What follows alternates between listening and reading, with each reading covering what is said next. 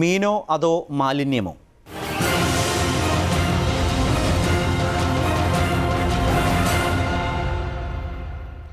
ഇതര സംസ്ഥാനങ്ങളിൽ നിന്നും കേരളത്തിലെത്തുന്ന മീൻ ഉൽപ്പന്നങ്ങളും മലിനമാണ്. കേരളത്തിലേക്കെത്താൻ തയ്യാറെടുക്കുന്ന നാഗപട്ടണത്തെ ഉണക്കമീൻ സംസ്കരണ കേന്ദ്രങ്ങളിലെ ഞെട്ടിക്കുന്ന ദൃശ്യങ്ങൾ ഏഷ്യാനെറ്റ് ന്യൂസിന്.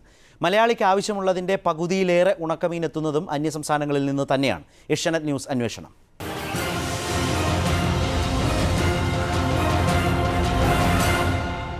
കോട്ടയത്ത് ഉണക്കമീൻ കഴിച്ച് വളർത്തുനായ ചത്ത സംഭവത്തിന്റെ പശ്ചാത്തലത്തിലാണ് നമ്മുടെ വിപണിയിൽ സംസ്കരിച്ച മത്സ്യം എങ്ങനെ എത്തുന്നു എന്ന അന്വേഷണം ഞങ്ങൾ തുടങ്ങുന്നത്.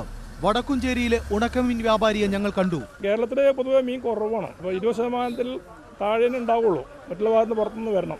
ഇവിടെ വിൽക്കുന്ന പകുതിയിലേറെ സംസ്കരിച്ച മത്സ്യവും അതിർത്തി കടന്നെത്തുന്നതെന്ന ഈ മറുപടിയിൽ നിന്നാണ് ഞങ്ങൾ തമിഴ്നാട്ടിലെ പ്രധാന തുറമുഖമായ നാഗപട്ടണത്തേക്ക് പുറപ്പെട്ടത്.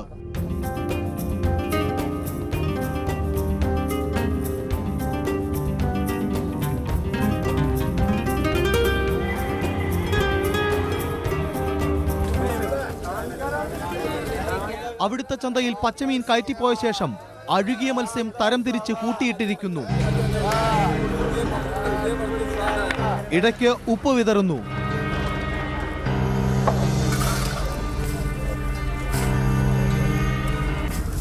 തിരക്കൊഴിഞ്ഞതോടെ സൈക്കിളിൽ കെട്ടിവെച്ച കുട്ടകളിൽ അഴുകിയ മീൻ നിറച്ച് പുറപ്പെട്ട ഈ മനുഷ്യനെ ഞങ്ങൾ പിന്തുടർന്നു.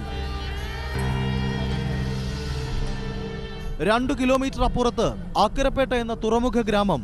ഗ്രാമത്തെ ചുറ്റി കണ്ടാലറയ്ക്കുന്ന മാലിന്യച്ചാല്. അതിന്റെ കരയിലേക്കാണ് മീൻ കൊണ്ടുപോയത്.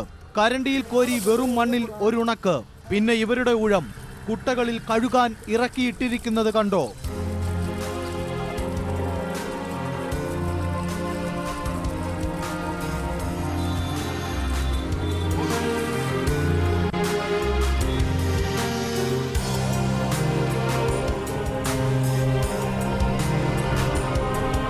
വീണ്ടും ഉണക്കാൻ വിരിക്കുന്നു. മലിനമായ ഈ വെറും മണ്ണിൽ 3 ദിവസത്തെ ഉണക്ക് കഴിഞ്ഞ് കേരളത്തിലേക്ക് തിരിക്കാൻ തയ്യാറായി നിൽക്കുന്ന വണ്ടിക്കാരനോട് ഞങ്ങൾ ചോദിച്ചു എവിടെ നിന്നെല്ലാം ഓർഡർ ഉണ്ടെന്ന്.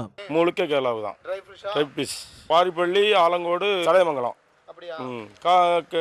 കായംകുളം. തീവണ്ടിയിലും ടെമ്പോകളിലുമായി നമ്മുടെ വിപണിയിലേക്ക്.